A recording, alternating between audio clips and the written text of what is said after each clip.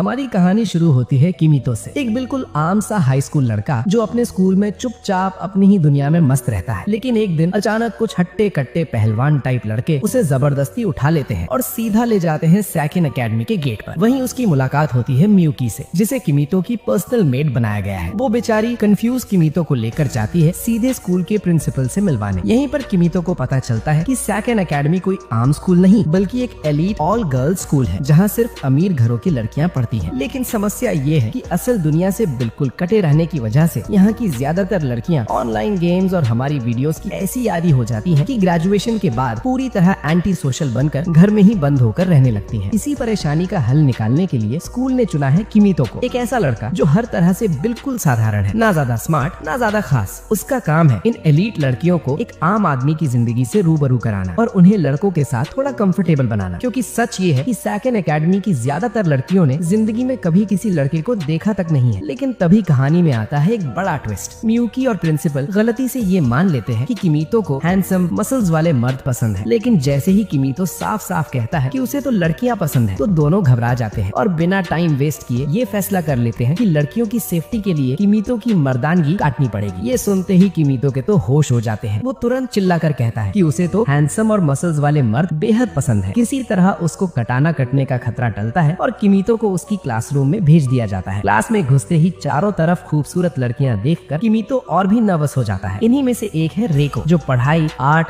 Sports हर चीज में perfect है। अचानक किमीतो का मोबाइल बज उठता है। ये आवाज सुनकर क्लास की सारी लड़कियां चौंक जाती हैं, क्योंकि उन्होंने अपनी जिंदगी में ऐसी अजीब चीज कभी देखी ही नहीं। सब लड़कियां उस एलियन ऑब्जेक्ट यानी मोबाइल पर टूट पड़ती हैं। थोड़ी देर बाद रेको मोबाइल वापस करती है, लेकिन उसे एक गिफ्ट बॉक्स में रखकर। जब वो बॉक्स किमीतो को देती है तो गलती से दोनों के हाथ टकरा जाते हैं। बस फिर क्या, रेको पूरी तरह शर्मा जाती है, क्योंकि अपने पिता के अलावा ये पहली बार था जब उसने किसी लड़के को छुआ था। उसी दिन बाद में स्कूल के मैदान में आइका नाम की एक लड़की, जो हर चीज में फेल होती है और पूरी तरह आउटकास्ट है, अचानक किमीतो का हाथ पकड़ लेती है और उसे किस करने की कोशिश करती है। लेकिन किमीतो किसी तरह इस स्वर्ग यात्रा से बच जाता है। जब वो आइका से इसके पीछे की वजह पूछता है तो वो बताती है कि सीनियर्स ने उससे कहा था कि अगर वो किसी लड़के को किस कर ले तो उसके सारे सपने तुरंत पूरे हो जाएंगे। मजाक उड़ाते हुए किमीतो कह देता है कि सपने पूरे करने के लिए उसे जमीन पर लौटना पड़ेगा और कुत्ते की तरह भौंकना भी पड़ेगा। और आइका बिना एक सवाल पूछे वही सब करने लगती है। ये देखकर किमीतो खुद हैरान रह जाता है। एक थकाने वाले दिन के बाद मियुकी किमीतो को उसके कमरे तक छोड़ने जाती है। दरवाजा खुलते ही किमीतो चौंक जाता है। कमरा बिल्कुल वैसा ही होता है जैसा उसका अपने घर का कमरा। दीवारों पर लगे उसके दो खास पोस्टर तक वही। अपनी जान बचाने के लिए और मियुकी की खतरनाक कैंची से अपनी कटाना सुरक्षित रखने के लिए वो मजबूरी में पोस्टर फाड़ देता है। थोड़ी देर बाद आइका किमीतो के कमरे में आती है और बताती है कि वो 50 से ज्यादा बार लौट चुकी है, लेकिन अब तक उसका सपना पूरा नहीं हुआ। वो बताती है कि वो स्कूल की सबसे पॉपुलर स्टूडेंट बनना चाहती है और इसलिए एक आम आदमी की जिंदगी के बारे में और सीखना चाहती है। उसे लगता है कि अगर वो ऐसा कर पाई तो बाकी स्टूडेंट्स उसकी इज्जत करने लगेंगी। उसकी हालत देखकर किमीतो को उस पर तरस आ जाता है और वो ना चाहते हुए भी उसकी मदद करने को तैयार हो जाता है। इसी के साथ आइका किमीतो के कॉमनर्स क्लब की पहली मेंबर बन जाती है और अगला दिन शुरू होता है इस पागलपन भरे स्कूल में, जब मियुकी सीधे किमीतो के मुंह के सामने आकर खड़ी होती है। वो मन ही मन यही दुआ कर रही होती है कि काश किमीतो आज सुबह उठा ही ना होता, क्योंकि अगर उसे कभी ये सच्चाई पता चल गई कि किमीतो को असल में लड़कियां पसंद है तो वो उसके साथ क्या कर बैठेगी ये तो वो भी नहीं जानती। किमीतो भी ये सब महसूस करता है और मजबूरी में अपनी मेड मियुकी की हर अजीब हरकत में साथ देता रहता है। उसी दिन बाद में रेको किमीतो को स्कूल के कैफेटेरिया में लेकर जाती है। कैफेटेरिया देखकर किमीतो हैरान रह जाता है और कहता है कि ये जगह तो स्कूल कम और 5 स्टार होटल ज्यादा लग रही है। हर डिश का नाम फ्रेंच टाइप का होता है। ऐसे में जब किमीतो कप नूडल्स खाने का फैसला करता है तो सारी लड़कियां पहली बार कॉमनर खाना देखकर हक्का बक्का रह जाती हैं। ये अजीब सा खाना सबके साथ शेयर करने के लिए किमीतो उन्हें बताता है कि इसे बनाते कैसे हैं। फिर अपना एक ही इंस्टेंट नूडल्स कप सब लड़कियों में बांट देता है। हर लड़की को बस थोड़ा सा नूडल मिलता है, वो भी छोटी छोटी महंगी प्लेट्स में। लेकिन मजे की बात ये है कि सबको ये अजीब कॉमनर खाना बहुत पसंद आ जाता है। उसी दिन बाद में कॉमनर्स क्लब में आइका किमीतो के कमरे में आती है एक बहुत सीरियस क्लब एक्टिविटी के लिए। लेकिन असल में दोनों बस साथ बैठकर मजे करते हैं और आइका किमीतो की एलियन लाइफस्टाइल के बारे में नई नई चीजें जानती है, जैसे मांगा। अचानक किमीतो को अपनी भोली दोस्त से थोड़ा मजाक करने का ख्याल आता है। वो आइका से कहता है कि जिस मांगा को वो अभी पढ़ रही है उसके कैरेक्टर्स जैसी पावर असल में उसमें भी है। ये सुनते ही आइका पूरी तरह सीरियस हो जाती है और टाइम रोकने का जादू चलाने लगती है। किमीतो भी मजाक को आगे बढ़ाते हुए एकदम मूर्ति की तरह बिना हिले डुले खड़ा हो जाता है। यहाँ तक कि तब भी जब आइका उसे एक चौंकाने वाला नजारा दिखाती है। लेकिन जैसे ही आइका उसे किस करने की कोशिश करती है किमीतो तुरंत मजाक खत्म कर देता है। ये बात आइका को बहुत शर्मिंदा कर देती है। उसी रात नहाने जाते वक्त किमीतो गलती से रेको से टकरा जाता है, लेकिन रेको उसे माफ कर देती है, क्योंकि उसके हिसाब से किमीतो को तो सिर्फ हैंडसम मसल्स वाले मर्द पसंद है। हालांकि अब किमीतो के लिए अपने असली जज्बात छुपाना दिन ब दिन मुश्किल होता जा रहा है और परेशानी तब और बढ़ जाती है जब रेको किसी और मर्द द्वारा देख लिए जाने को अपनी पवित्रता खत्म मान लेती है। उसके हिसाब से अब उसे किमीतो की पत्नी बनना ही होगा। अगले दिन क्लास में रेको बिल्कुल ध्यान नहीं लगा पाती, क्योंकि उसके दिमाग में सिर्फ अपने होने वाले मंगेतर किमीतो का ही ख्याल घूमता रहता है। कुछ दिन बाद किमीतो की मुलाकात होती है हाकुआ से, एक दिखने में छोटी सी लड़की जो ऐसे मैथ्स के फॉर्मूले लिख रही होती है जिन्हें किमीतो समझने की सोच भी नहीं सकता। उसमें दिलचस्पी लेकर किमीतो हाकुआ को कॉमनर्स क्लब रूम में बुलाता है। वहाँ वो उसे रामेन खिलाता है जो हाकुआ को बहुत पसंद आता है। धीरे धीरे हाकुआ किमीतो को भी पसंद करने लगती है, लगभग उतना ही जितना उसे वो फ्री एलियन खाना पसंद है। इसके बाद किमीतो हाकुआ को उसके लैब में छोड़ने जाता है और उसे काम करते हुए देखता है। तभी उसे एहसास होता है कि उसकी शक्ल और बर्ताव के बावजूद हाकुआ कोई छोटी बच्ची नहीं है, और हैरानी की बात ये कि वो किमीतो की ही उम्र की है और असल में एक सुपर जीनियस है। लेकिन तभी हाकुआ की मेड्स किमीतो को बताती है कि हाकुआ उसे पसंद करने लगी है। ये सुनकर बेचारा कॉमनर बस यही उम्मीद करता है कि उसकी जिंदगी अब इससे ज्यादा और पागलपन से ना भरे, लेकिन अफसोस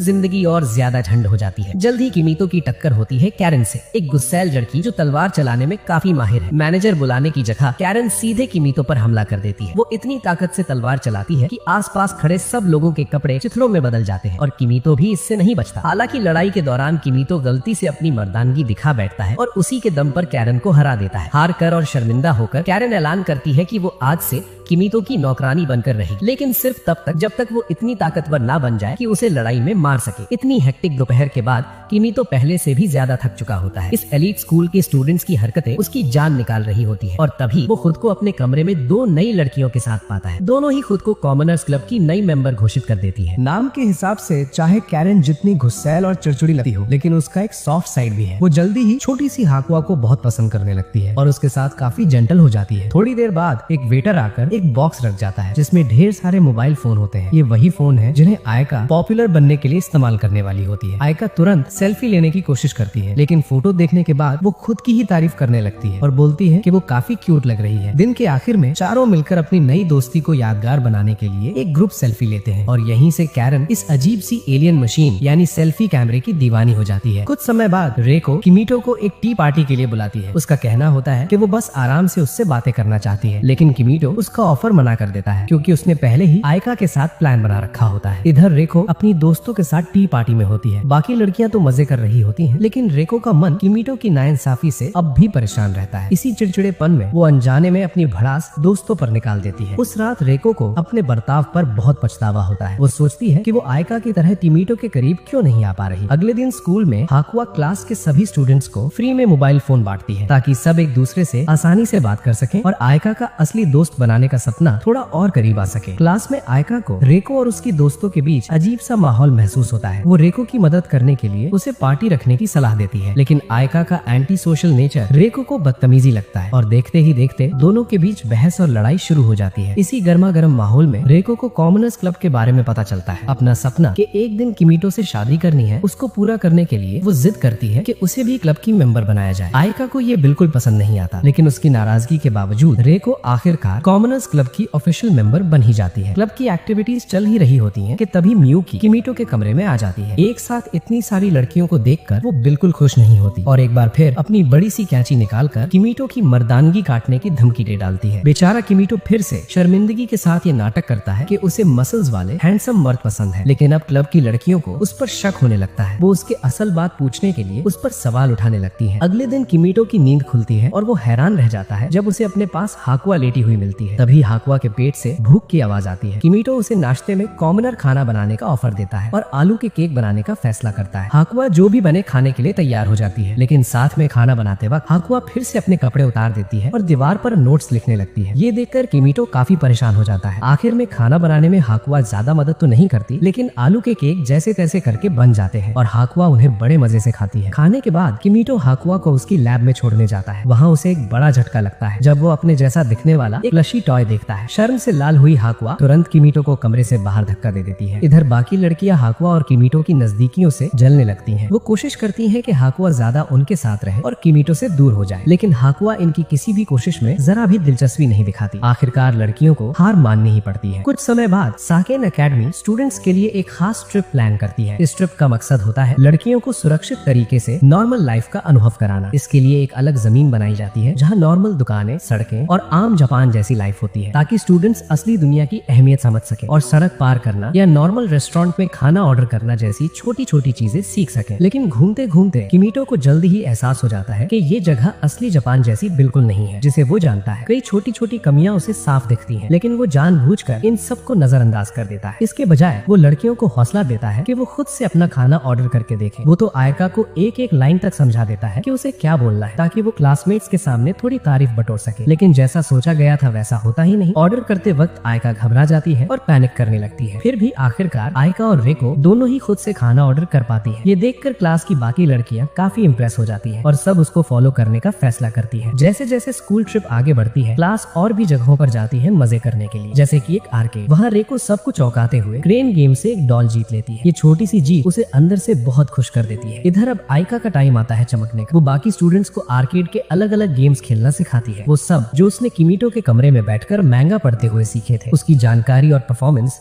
क्लास के बीच उसकी पॉपुलैरिटी काफी बढ़ा देती है। ये सब देखकर रेको आयका को 2 लोगों वाला गेम खेलने की चुनौती देती है, लेकिन खेलते खेलते दोनों के बीच कंपटीशन कम और बॉन्डिंग ज्यादा होने लगती है और इसी तरह रेको और आयका आखिरकार अच्छी दोस्त बन जाती है। उसी दिन बाद में किमीटो कैरन को आईने के सामने एक ड्रेस देखते हुए पकड़ता है। वो उसे पहनना तो चाहती है, लेकिन शर्म के मारे ट्राई नहीं कर पाती। ये समझते हुए कि कैरन असल में उसकी न के बराबर फाइटिंग स्किल्स से डरती है, किमीटो उसे मना लेता है कि वो सारे कपड़े ट्राई करे जो उसे पसंद है। जब किमीटो उसकी तारीफ करता है तो कैरन को जबरदस्त झटका लगता है। उसे यकीन ही नहीं होता कि किमीटो उसे अट्रैक्टिव मानता है। शर्म और घबराहट में कैरन किमीटो को मार देती है और भाग जाती है। अगली सुबह किमीटो की नींद खुलती है और सामने होता है फिर से मियुकी का चेहरा, और एक बार फिर वो दिल ही दिल में यही चाहती है कि काश वो आज भी जागा ही ना होता। इधर हाकुआ स्कूल ट्रिप के दौरान किमीटो को बहुत मिस करती है। उसकी मेड उसे दिलासा देने की पूरी कोशिश करती है, लेकिन कोई फायदा नहीं होता। जब किमीटो आखिरकार अकेडमी लौटता है तो एक बड़ा राज पता चलता है कि मियुकी हर सुबह किमीटो को किस करके जगाती थी और यही असली वजह थी कि वो रोज उसके न जागने की दुआ करती थी। कुछ समय बाद किमीटो आयका को अपने फोन का एक फॉर्चून टेलिंग गेम दिखाता है। ऐसी चीज का होना आयका को काफी मजेदार लगता है। फिर कॉमनर्स क्लब में सारी लड़कियां इकट्ठा होती हैं और ऐप ट्राई करने का फैसला करती हैं। जल्दी ही सब उस ऐप की दीवानी हो जाती है, क्योंकि वो हर लड़की की पर्सनैलिटी और नेचर बिल्कुल सही बता देता है। इसके बाद लड़कियां एक रिलेशनशिप रेटिंग गेम खेलती हैं, ये जानने के लिए कि किमीटो से शादी के लिए कौन सबसे ज्यादा फिट है। सबसे पहले आयका ट्राई करती है और 100 में से 80 पॉइंट्स पाकर खुशी से उछल पड़ती है। इसके बाद रेको की बारी आती है और वो 90 पॉइंट्स पाकर आयका का सारा जोश ठंडा कर देती है। वो उसे चढ़ाती रहती है। तभी कैरन भी ट्राई करने के लिए मान जाती है, लेकिन जैसे ही उसका स्कोर 0 आता है वो गुस्से में किमीटो पर भड़क जाती है। फिर पता चलता है कि ऐप में थोड़ी गड़बड़ी हो गई थी। असल में कैरन और किमीटो की कंपैटिबिलिटी पूरे 100 निकली थी। ये सुनते ही बाकी लड़कियां बुरी तरह जल जाती हैं और बोलने लगती हैं कि ऐप तो शुरू से ही खराब था। इधर हाकुआ भी ऐप ट्राई करती है, लेकिन उसका स्कोर 50 आता है। ये देखकर वो काफी उदास हो जाती है। अगली सुबह फिर से मियुकी किमीटो को अपने होठों से जगाती है। इस बार वो उससे कह देता है कि अब से वो अलार्म क्लॉक से जग जाया करेगा। ये बात